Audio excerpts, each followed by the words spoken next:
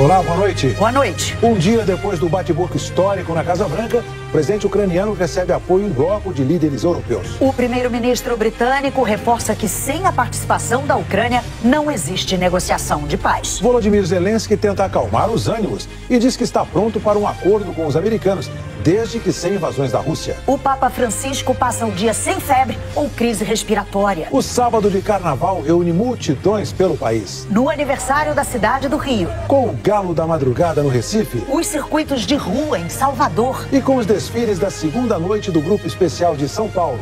O Jornal Nacional está começando.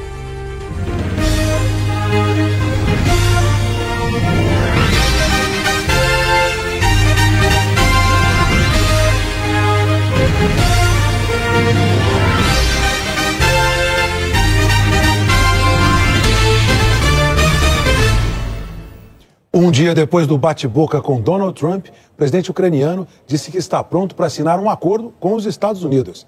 Mas Volodymyr Zelensky insiste em garantias de segurança contra novas invasões da Rússia.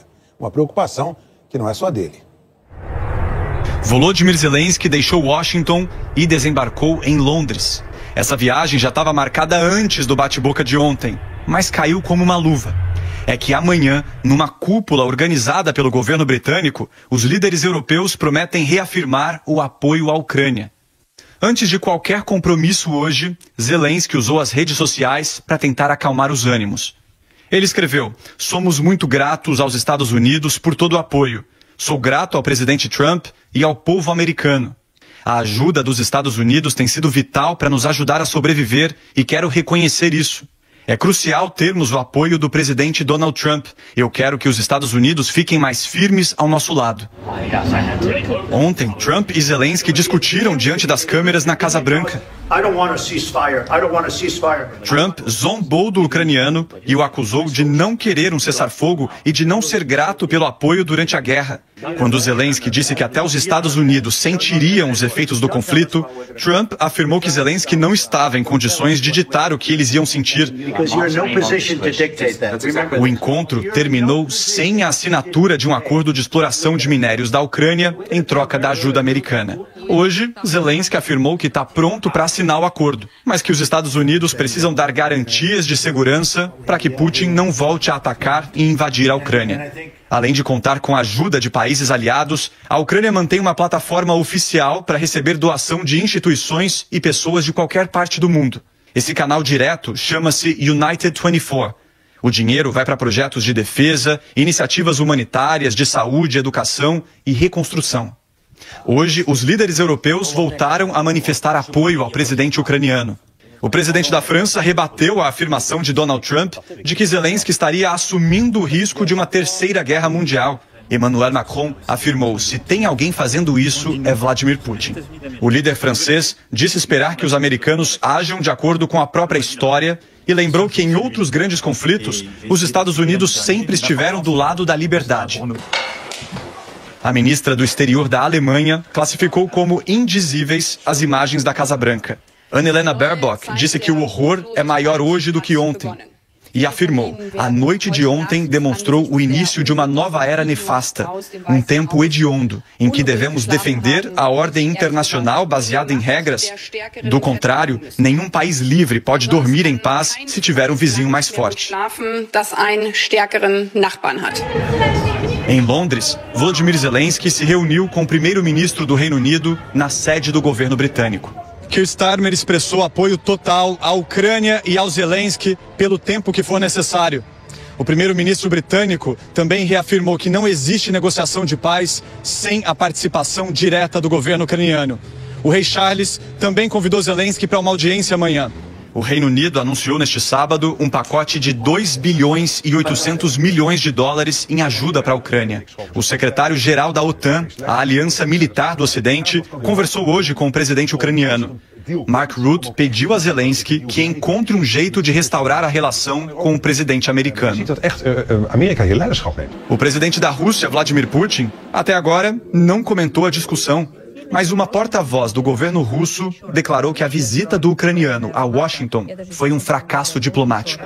Palavras do inimigo europeu de quem Trump agora se aproxima.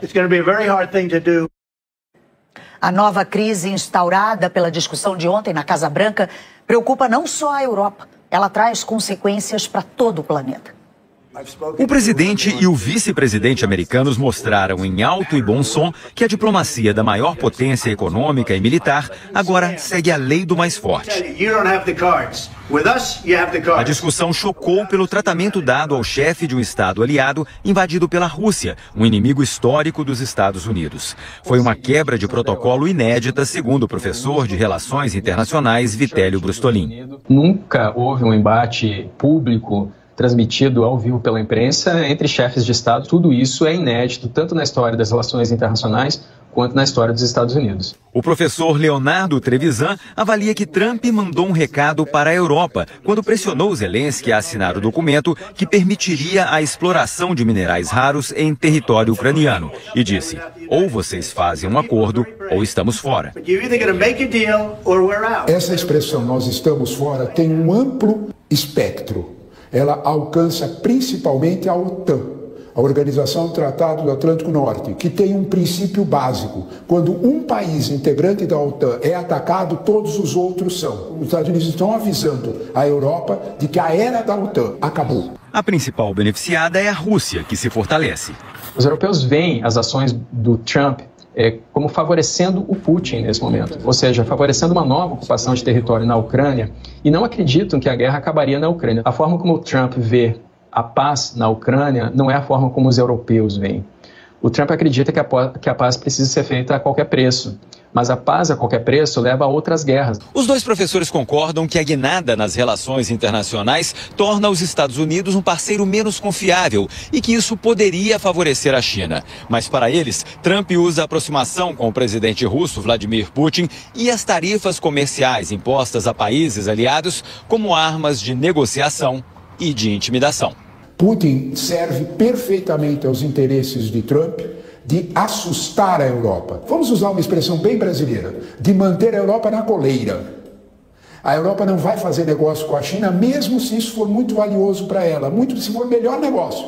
A conclusão dos analistas é que a mudança na diplomacia americana focada nos próprios interesses enfraquece os organismos internacionais e ameaça a segurança global. Não é uma nova forma de diplomacia, é uma diplomacia do século XIX, a diplomacia dos mais fortes, a diplomacia pré-organizações internacionais para prevenção das guerras. Toda essa instabilidade pode gerar, sim, uma corrida armamentista e o aumento da insegurança global. O presidente Lula também se manifestou sobre o bate-boca na Casa Branca. O presidente Lula foi ao Uruguai para a posse do presidente Yamandu Orsi. Antes da cerimônia, Lula conversou com o presidente alemão Frank-Walter Steinmeier sobre o episódio. Steinmeier tinha dito que nunca imaginou que um dia o país dele teria que proteger a Ucrânia dos Estados Unidos. Para Lula, Zelensky foi humilhado por Donald Trump. Desde que a diplomacia foi criada, não se via uma cena tão grotesca, tão desrespeitosa como aquela que aconteceu no salão oval da Casa Branca. E não é possível a gente falar em democracia se não há respeito ao outro ser humano. Acho que o Zelensky foi humilhado, acho que na cabeça do Trump o Zelensky merecia isso. A posse de Yamandu Orsi marca a volta da centro-esquerda à presidência do Uruguai. Orsi tem 57 anos, foi professor de história e por 2 vezes foi governador. No discurso de posse, reafirmou o compromisso com a democracia. Yamandu Orsi foi eleito pela Frente Ampla, com apoio do ex-presidente José Pepe Mujica, e vai comandar o Uruguai até o começo de 2030. O país está completando 40 anos de democracia. O grupo terrorista Hamas rejeitou a proposta de Israel para estender a primeira fase do cessar-fogo, que terminou hoje. O Hamas defende o início da segunda etapa do plano, que inclui a retirada das tropas israelenses da faixa de Gaza. Agora há pouco, Israel declarou que concordou com uma pausa durante o Ramadã e a Páscoa judaica proposta pelos Estados Unidos, que prevê a libertação dos reféns em poder do Hamas. O grupo terrorista ainda não se pronunciou. O Vaticano informou que a condição do Papa Francisco é estável e que ele não teve outra crise respiratória. Depois do agravamento de ontem, hoje as notícias são mais confortantes. O estado clínico permaneceu estável. O Papa Francisco alternou ventilação mecânica não invasiva com longos períodos de oxigênio de alto fluxo, sempre mantendo uma boa resposta de troca gasosa. Ele não tem febre, não apresenta leucocitose, aumento de glóbulos brancos, portanto não há infecção. Os parâmetros hemodinâmicos que avaliam a circulação sanguínea permaneceram sempre estáveis. Francisco continuou se alimentando e fazendo fisioterapia respiratória regularmente, colaborando ativamente. Não apresentou episódios de broncoespasmo, está sempre alerta e orientado. À tarde, recebeu a Eucaristia e rezou. O prognóstico permanece reservado. Hoje o Papa tomou o café da manhã e leu os jornais. A sua participação na oração do Ângelus amanhã será de novo somente escrita. E a sua permanência no Hospital Gemelli provavelmente será maior do que a prevista antes da crise respiratória de ontem. Amanhã, Ainda Estou Aqui, o primeiro filme original Globoplay, concorre em 3 categorias do Oscar. Uma delas é a de melhor atriz. Depois de ser ovacionado no Festival de Cinema de Veneza, Ainda Estou Aqui começou a campanha para os prêmios americanos. E Fernanda Torres desembarcou em Hollywood totalmente reconhecida pelos brasileiros. Praticamente uma desconhecida para os americanos. Mas a concorrente à melhor atriz do ano no Oscar surfou a temporada com carisma, profissionalismo e charme no topo da onda. Quando venceu o Globo de Ouro de melhor atriz, fez um dos discursos mais emocionantes da cerimônia. I was glad already. 2 semanas depois veio a indicação dela ao Oscar, exatamente como Fernanda Montenegro, 26 anos atrás. E a partir daí, ela virou Fernanda Torres. Fernanda Torres. Fernanda Torres, everybody. Deu entrevista a vários programas, apareceu em capas de revistas, brincou com Ariana Grande, imitando o gesto da personagem dela em Wicked. Mas há outros nomes de peso. Demi Moore concorre ao primeiro Oscar aos 62 anos pela atuação em A Substância. I'm fine. A espanhola Carla Sofia Gascón interpreta a personagem título de Emília Pérez. É a primeira atriz trans indicada ao Oscar. Bingo. Cynthia Erivo é a personagem principal de Wicked. Já ganhou os prêmios Emmy, Grammy e um Tony. E teve outras 2 indicações ao Oscar e 4 ao Globo de Ouro. Some of us are just different. Mickey Madison vive a Nora. Aos 25 anos, é a mais jovem da disputa. A atuação já rendeu a ela um BAFTA, principal prêmio de cinema britânico. E para deixar essa disputa ainda mais imprevisível, essa é a primeira vez que Fernanda Torres concorre diretamente com todas essas atrizes numa premiação. Mas quem trilha esse longo caminho até aqui no maior tapete vermelho de todos, já chega vitoriosa. Há quem diga que existem outras favoritas e que Fernanda seria uma zebra. Mas uma zebra que não parou de ganhar destaque. O pesquisador Valdemar Dalenogari faz parte da Critics' Choice, a maior associação de críticos de cinema dos Estados Unidos, e destaca a trajetória de ascensão de Fernanda. Então a Fernanda ela teve que realmente construir o nome dela nos Estados Unidos. Fez uma campanha excelente, participou de várias sessões, ela chega também como essa candidata que ela tem um suporte muito grande pós-vitória no Globo de Ouro, e isso amplia muito a visibilidade dela. A nossa estrela é mais modesta. Tenho plena certeza, eu acho que o Oscar desse ano vai para Demi Moore, que é uma mulher que merece, uma mulher incrível. Encontrei com ela aqui e porque eu acho que o filme que ela lida é uma coisa também muito cara para todos os atores aqui. O Substância fala dessa questão de você ter que se manter jovem, de você... essa loucura, né, do não poder envelhecer e que passa também pela história dela. Tem algo que dá para cravar. A diretora de cinema, Sarah Spillane, explica que uma indicação ao Oscar conta muito na escolha de um elenco. É como pular para o topo da lista. E tem outro Oscar em que Fernanda está mais confiante. Já para o filme estrangeiro, eu queria muito que o filme levasse, porque esse é um prêmio que premiaria todos nós, em especial o Walter, que é um cara que fez muito pelo cinema brasileiro. Seria um filme para todos nós, para Eunice Paiva, essa mulher incrível, para a família Paiva, para o Marcelo Rubens Paiva. Então esse aí eu tô querendo, eu vou estar torcendo muito. E nós também, Fernanda. Nós também. Nós vamos sorrir. Sorriam. Amanhã, a Globo vai transmitir a cerimônia do Oscar para todo o Brasil, menos o Rio de Janeiro, que vai acompanhar o desfile das escolas de samba. A transmissão da Globo do Oscar também vai estar disponível no G1 e no G-Show. E a cobertura completa no Fantástico. Nossos repórteres direto do tapete vermelho vão mostrar a chegada das estrelas e trazer todas as informações da cerimônia que pode premiar o filme Ainda Estou Aqui. Qual será o look que a Fernanda Torres preparou para essa noite histórica? A gente conversou com o brasileiro responsável pelos figurinos da atriz. Eu acho que tem um desejo de dar uma leve enlouquecidinha, não acho? Neguinho da Beija-Flor fala sobre a decisão de se despedir da Avenida. O difícil é o seguinte, é você não se emocionar. E foi aconselhado a consultar um psicólogo. E neste presídio, o samba era liberado. A vida de festas, drogas e muitas regalias atrás das grades de um dos maiores presídios de Pernambuco. É fantástico. Amanhã, logo depois do BBB. Nosso Domingo Juntos. A seguir, a previsão do tempo. O carnaval pelo Brasil. E os gols de sábado.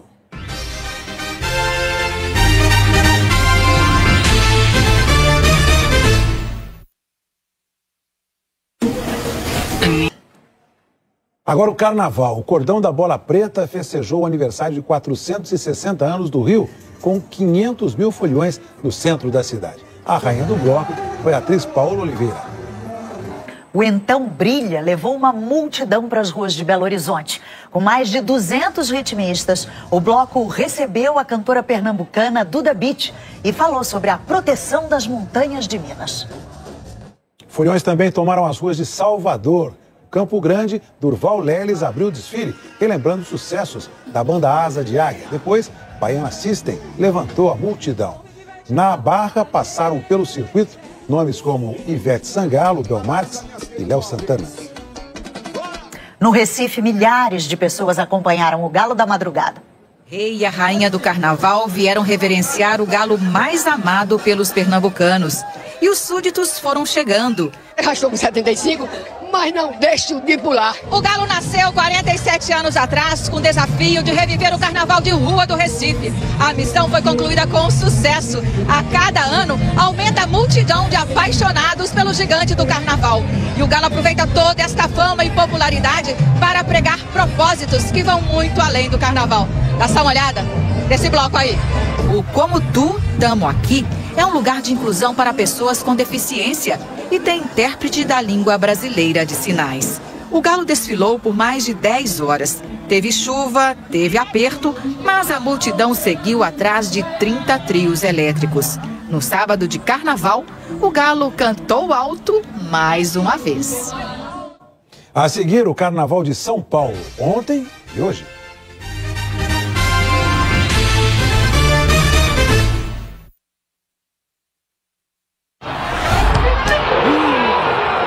Escolas de samba começaram ontem em São Paulo com a apresentação de 7 escolas do Grupo Especial. Olhe do alto.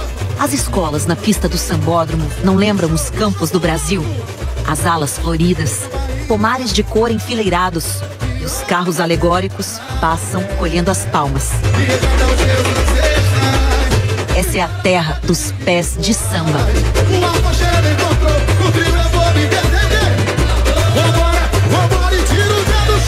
É tempo de colheita no Brasil. Dizem que a gente só colhe o que planta. Será que é uma lei? E vale para essa noite? 7 comunidades se preparam para conhecer o resultado de tudo que semearam e cultivaram nos últimos meses. Inspiração de carnavalesco dá enredo. Do ensaio, da bateria, dos passistas, brota o ritmo, a coreografia. Com o suor das costureiras, crescem os figurinos. Porque nessa terra, o vento sempre bate a favor do carnaval. A Colorado do Brás apareceu primeiro com uma homenagem a um dos blocos mais conhecidos da Bahia, o Afoxé Filhos de Gandhi. Carrega a tradição dos estivadores do Porto, gente que trabalha pesado. Edmilson, sabe como é? Não dá pra sambar, mas a gente tenta um pouco. Muita luta, muito trabalho. O Sagrado da Índia e da Bahia deram samba. Nas ruas de São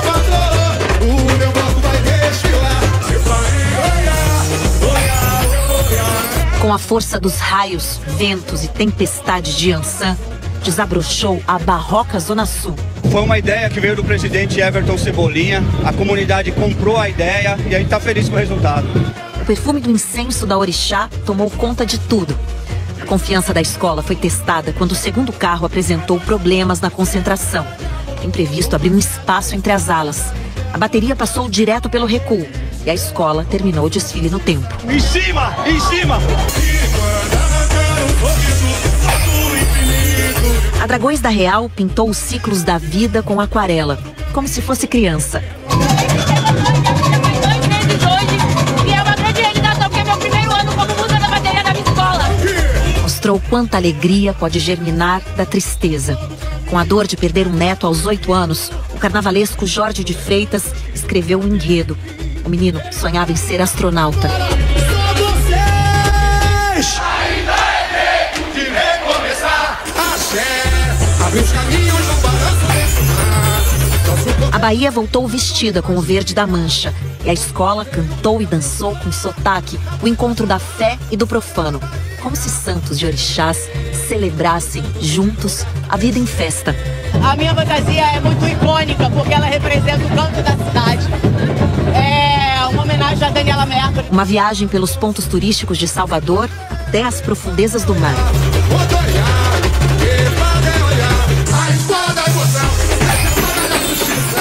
O mar se abriu para dar passagem à terra prometida da Acadêmicos do Tatuapé. Na balança, o peso da justiça e a desigualdade social. O Tatuapé ele veio trazer pra gente que nós somos um só. Todos nós somos iguais e todos nós somos irmãos. A bateria se vestiu de toga, como juízes em um tribunal. E Mandela e Luther King, abraçados, eram um símbolo de luta e resistência.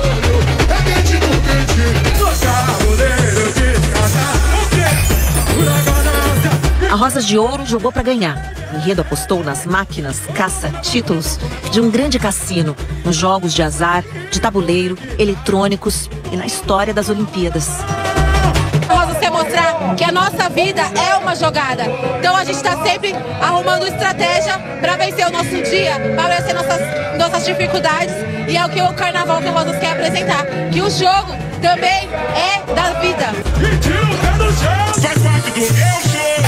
Pro dia nascer feliz, veio a camisa verde e branco, numa clara homenagem ao cantor Cazuza.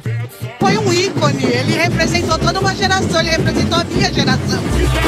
Da poesia nasceu um samba exagerado. Passistas, com todo o amor que houver nessa vida, as baianas giraram a luta contra a AIDS, doença que levou o cantor à morte aos 32 anos. A mãe, Lucinha Araújo, era saudade. O público saiu carregado de flores e frutos. A gente aprende cada vez mais sobre o nosso povo, sobre as culturas, sobre a nossa origem. Eu acho também essa alegria, essa magia. Do que a gente planta, nem tudo se aproveita. O clima pode ficar pesado, tem seca, tempestade, mas para tudo tem seu tempo. Com fé, o céu volta a abrir. E se a semente for boa, a safra vem. Porque o Brasil é solo fértil pro talento, pra criatividade, pro trabalho sério, pra alegria sem propósito. Faça lua ou faça sol.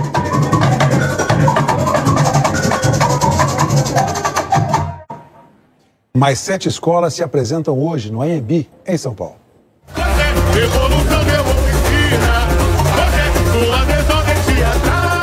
Zé Celso, o senhor das artes cênicas, ganha o palco da escola de samba Vai Vai.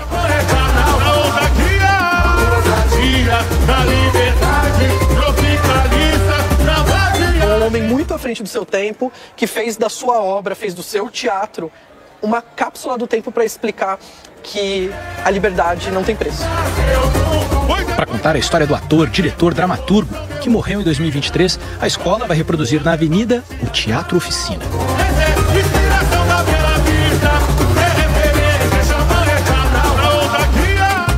E é isso, sem mais spoilers, porque a Vai Vai quer surpreender na Avenida e ela não é a única guardando segredos. Como o símbolo da Gaviões da Fiel, que aqui, para não estragar a surpresa, mostramos ainda sem seu formato, digamos, africano, e sem o movimento inédito que vai fazer. Hoje a profecia é cumprida, tudo que a gente vai contar é como se a gente estivesse na África. O Gavião tem que estar todo ano, a gente sabe que a gente está numa escola de torcida, ele vai estar lá, mas ele vai estar de uma forma muito africana. Os rituais africanos, com máscaras, vão guiar o enredo pela viagem do espírito mensageiro, no primeiro enredo afro da escola.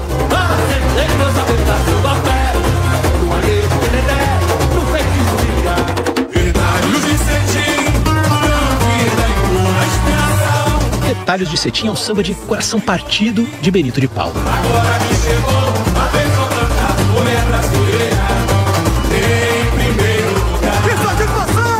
Na homenagem da Águia de Ouro ao cantor, os retalhos foram costurados à mão no primeiro carro. E o enredo vai pela avenida, seguindo o pedido que o próprio cantor fez. Nós fomos até a casa de Benito de Paula e ele adorou, porque uma frase que foi muito latente na minha cabeça, que ele falou: você não fala sobre a minha história, fala sobre a minha música.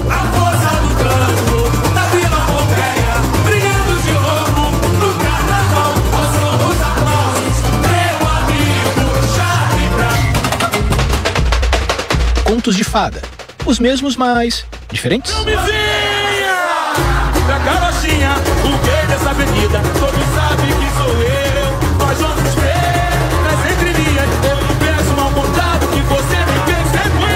A Império da Casa Verde traz sua própria interpretação das histórias infantis. A gente vai abordar a literatura infantil, trazendo princesas negras e princesas fora do padrão, né, que foi imposto pela sociedade. A gente vai brincar o carnaval, mas trazendo esse questionamento. Será que realmente é essa a versão mesmo que a gente tem que acreditar até hoje, né? Então é trazer para o que a gente passa hoje atual, né? Preconceito, racismo.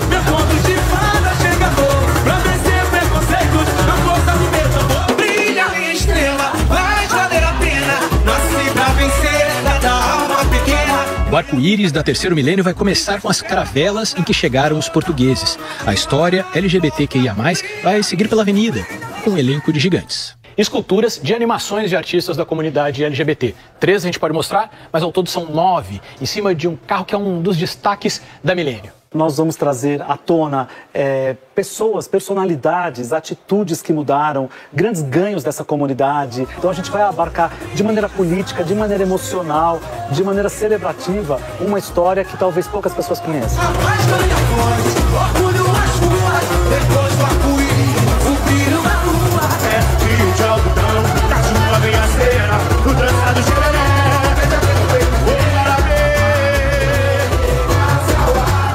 A história do Brasil em um tesouro indígena.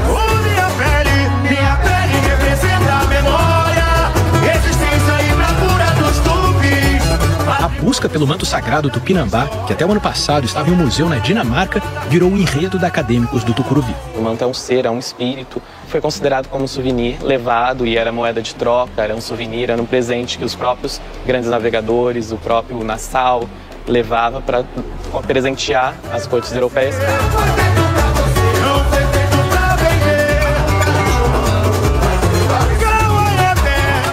É coisa de preto, mistério e magia, herança do legado ancestral. A Mocidade Alegre, atual campeã do Carnaval de São Paulo, canta a relação do povo brasileiro com seus amuletos, objetos de devoção, suas mandingas. Abrigo de cada nação, sinônimo de proteção, a cumba trazida no peito, feitiço nas mãos. Eu acho que o grande desafio desse enredo é que as pessoas olhem para qualquer objeto de devoção, para qualquer amuleto religioso e olhem para eles como um objeto de fé e não vejam ali as divisões das religiosidades diversas que a gente tem dentro do nosso país. Mocidade é negritude, axé é corpo que arrepia, a força nos guia, quem não pode com a boiada não carrega para. A transmissão do carnaval é depois do BBB. Boa noite. Boa noite, bom carnaval. Inscreva-se no canal e ative as notificações para não perder mais edições. Deixe seu like e compartilhe com amigos para que todos fiquem informados.